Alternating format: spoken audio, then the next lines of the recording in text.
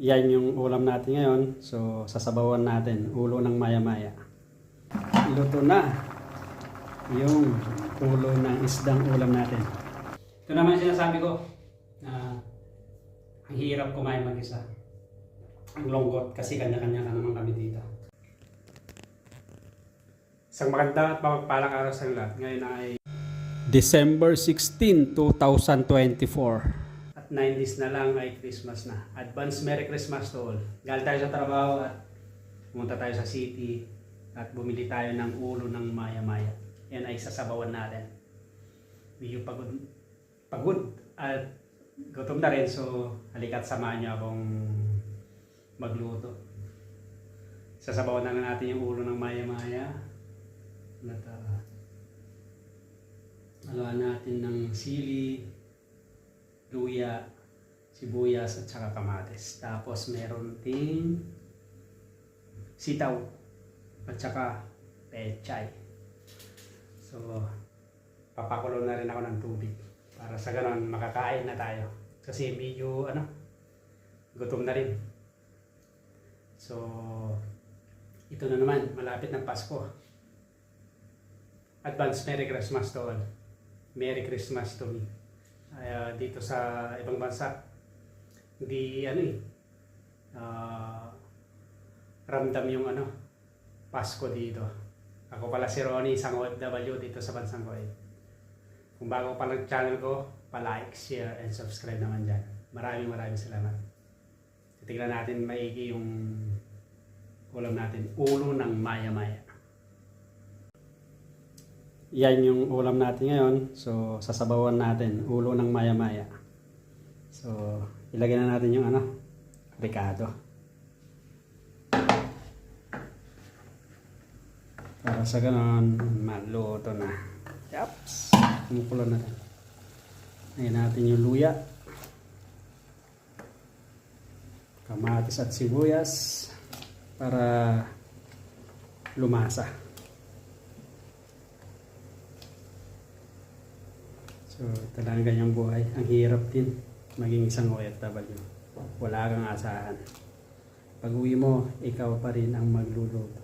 Kaya maswerte yung mga OFW na kasama nila ang kanilang pamilya. So, pakulin muna natin yung mga ricado. Ayan, medyo okay na yung kulo ng mga ingredients natin. So ilalagay natin ng isda na maya-maya. Yun, kumukulo na. Ilalagay na natin to. Ayan. Tsaka linagyan ko na rin pala yan ng seasonings, asin at tsaka magic sarap. So ayan, ayan natin ulit para maluto. Ayun, luto na yung isda. So, yung sitaw naman na nilagay natin. Para sa ganun, maluto na. Medyo gutom na talaga tayo.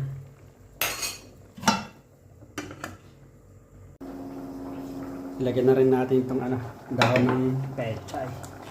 Ayun, ayos na. Malapit na maluto.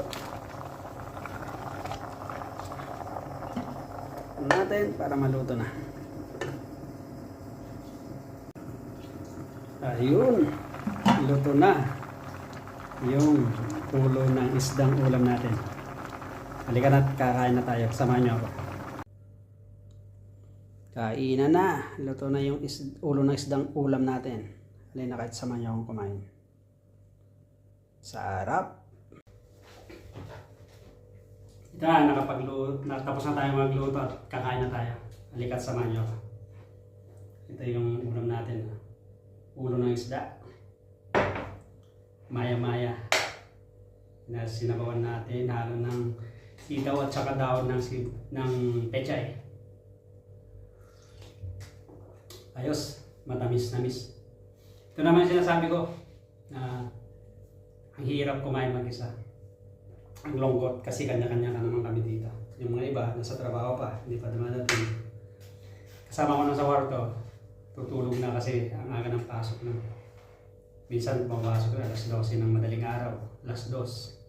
So, parang ganyan ang cycle ng buhay namin OFW dito sa ibang bansa. Tiyagaan lang, tiis. Para sa ganun may bigay namin yung natin, mga kaya pangailangan ng ating mga pamilya. Mayroon tayong pinag-aaral na anak, matustusan natin sila. Kaya kayong mga may kamag-anak, tatay, nanay, tulad ng lagi ko sinasabi, pangalagaan nyo. Make a value of them, pinaghirapan ng iyong mga mahal sa buhay. Kung pinag-aaral kayo, mag-aaral kayo mabuti.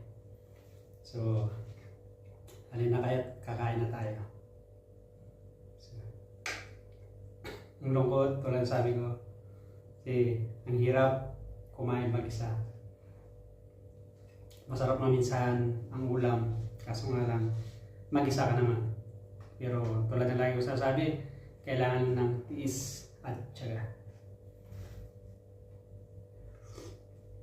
So, kakain muna ako.